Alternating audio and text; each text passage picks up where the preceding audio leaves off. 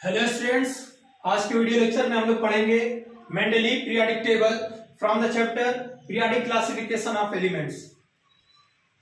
Mendeleev periodic table पढ़ने से पहले स्टूडेंट हम लोगों ने ऑलरेडी डिस्कस कर रखा है concept of Dobereiner triad law and concept of Newland triad law, जो कि 1864 से पहले तक 1864 तक नोन था। 1864 में ही डॉबर्नियर और न्यूलैंड ने अपना क्लासिफिकेशन दे दिया था। बट 1869 ये वेरी सिग्निफिकेंट ईयर है, क्योंकि इस टाइम पर जो ब्रिलियंट साइंटिस्ट दिमित्री मेंडलीव का कंट्रीब्यूशन आता है, जिन्होंने एलिमेंट्स का क्लासिफिकेशन एक प्रॉपर मैनर में किया है।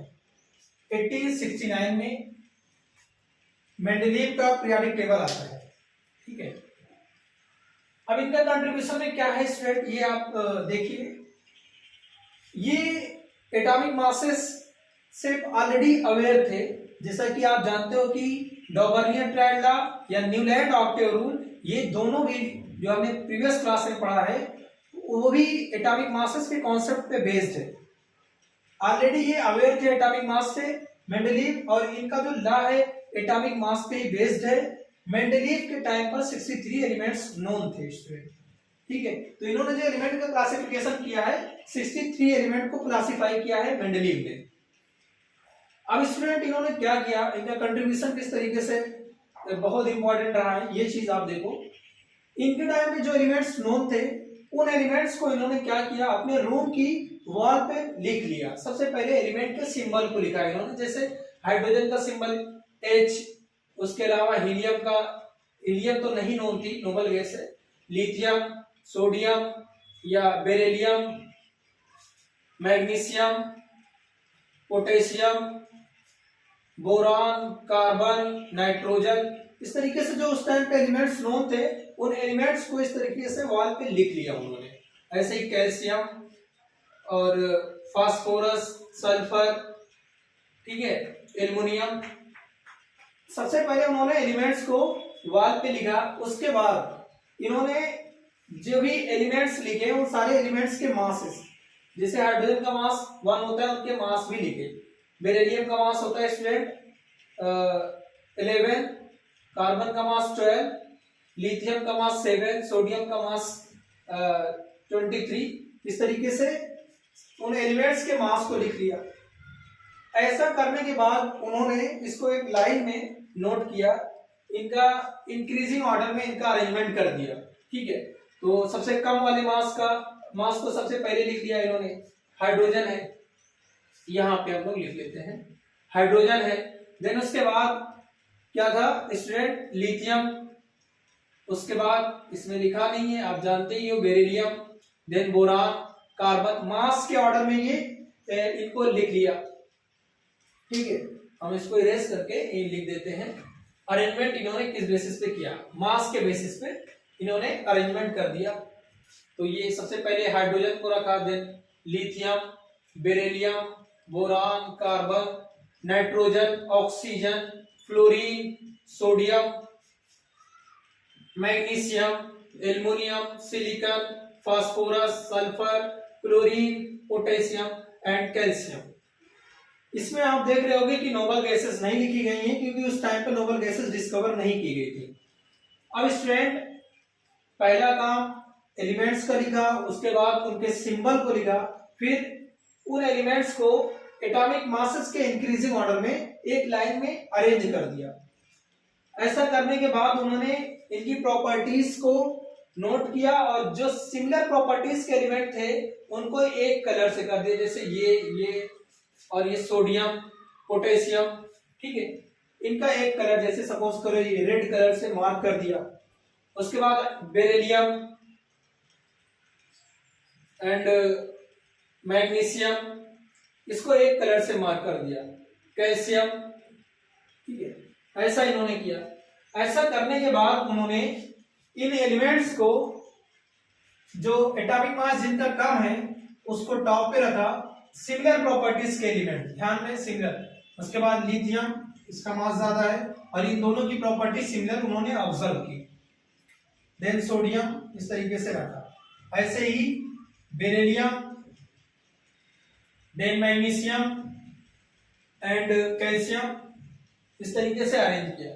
जब इस तरीके से अरेंज करने के बाद उन्होंने ये ऑब्जर्व किया कि जो सिमिलर प्रॉपर्टीज के एलिमेंट्स हैं वो रिपीट कर रहे हैं, ठीक है।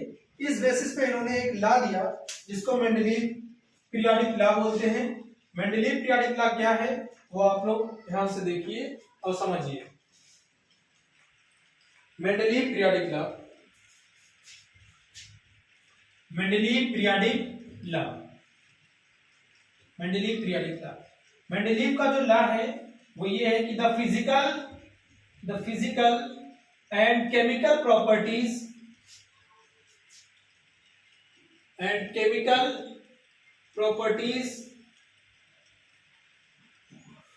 of the elements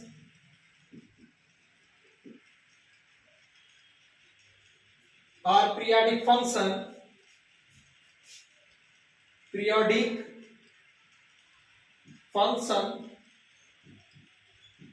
of their atomic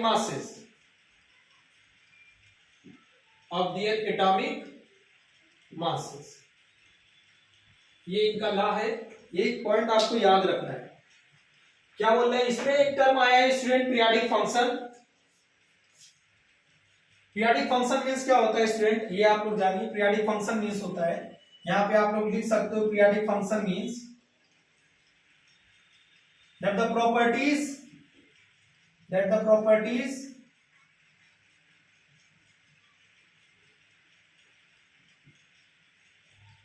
repeated, ठीक है। प्रॉपर्टीज का जब रिपीटिशन होता है जिसको हम लोग पीरियोडिक फंक्शन बोलते हैं, कब ऐसा होता है, रिपीट कब होती है property? when the elements arrange या place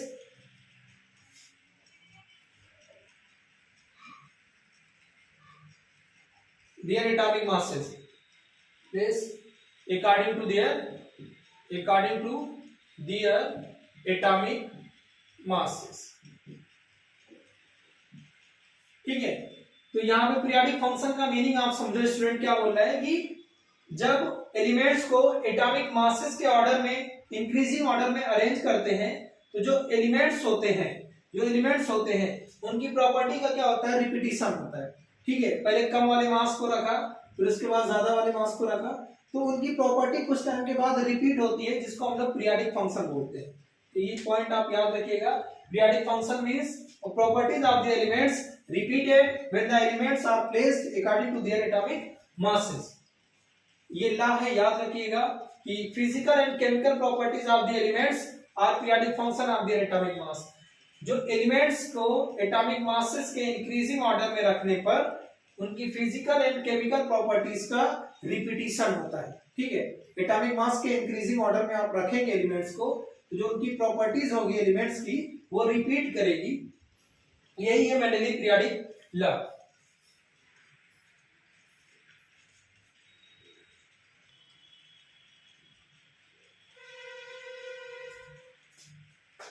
नेक्स्ट स्टूडेंट हम लोग यहाँ पे देखेंगे characteristics of Mendeleev periodic table. जो मेंडलीव पीरियोडिक टेबल की कुछ मेन कैरेक्टरिस्टिक्स है उसको आप लोग देखिए यहाँ पे, जिसमें फर्स्ट कैरेक्टरिस्टिक्स आप जानते हो कि Mendeleev periodic table based on, आप ऐसा इसमें लिख सकते हो, it is based on atomic mass. जो मेंडलीव पीरियोडिक टेबल है वो एटॉमिक मास पे बेस्ड है, मतलब आप एलिमेंट्स का अरेंजमेंट उनके एटॉमिक मास के इंक्रीजिंग ऑर्डर में करते हो। सबसे पहले कम एटॉमिक मास वाला एलिमेंट, उसके बाद उससे ज्यादा एटॉमिक मास वाला एलिमेंट, ठीक है। फर्स्ट पॉइंट आप इसमें नोट कर सकते हो। सेकेंड पॉइंट इसमें आप देख सकते हो कि 63 elements were known. Mendeleev periodic table में कितने एलिमेंट्स नोन थे? 63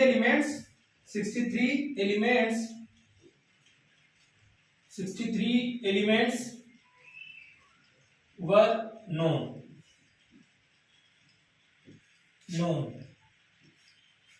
नोबल गैसेस डिस्कवर नहीं की गई थी स्टूडेंट। मेंडलीव पीरियोडिक टेबल जब दिया गया, noble gases were not discovered। At the time of Mendeleev. ठीक है,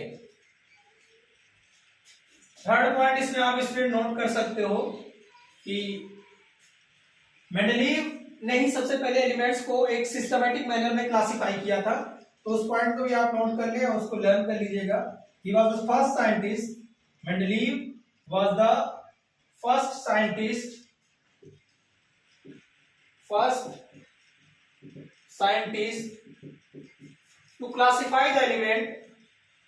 to classify the elements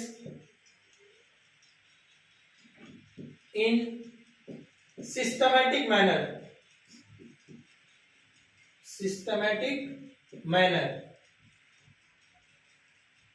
that is in horizontal rows and vertical column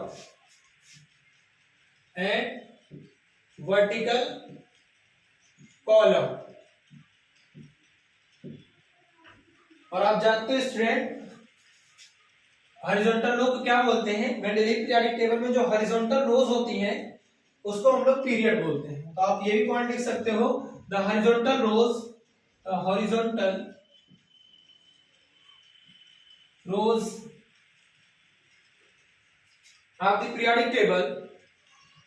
of the periodic table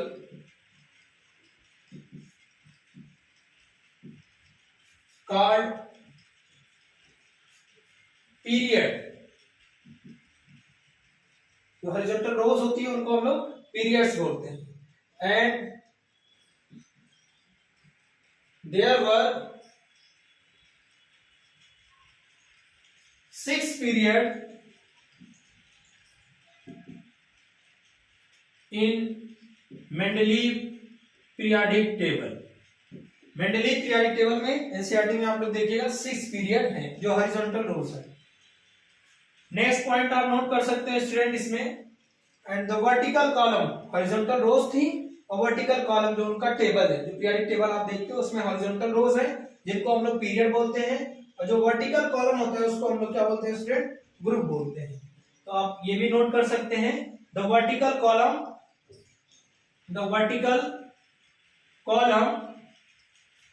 of the periodic table called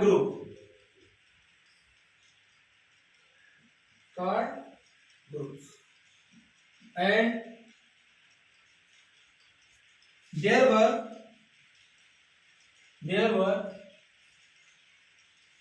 8 group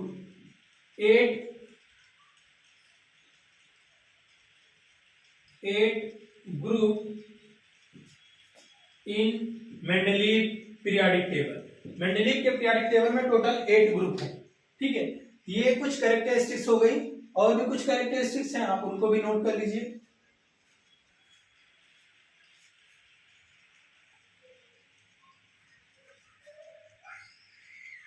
तो student यहाँ पे कुछ और characteristics हैं Mendeleev की।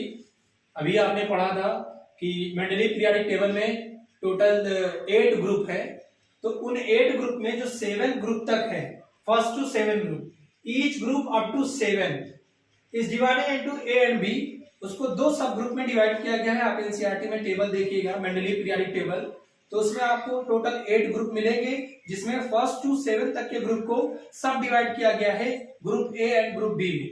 Group A को हम लोग नॉर्मल या रिप्रेजेंटेटिव एलिमेंट्स बोलते हैं, एंड ग्रुप बी एलिमेंट्स जो भी होते हैं उनको हम लोग ट्रांजिशन एलिमेंट बोलते हैं, जो कि आपको हायर क्लास में पढ़ना है ट्रांजिशन एलिमेंट के बारे में या रिप्रेजेंटेटिव एलिमेंट्स के बारे में।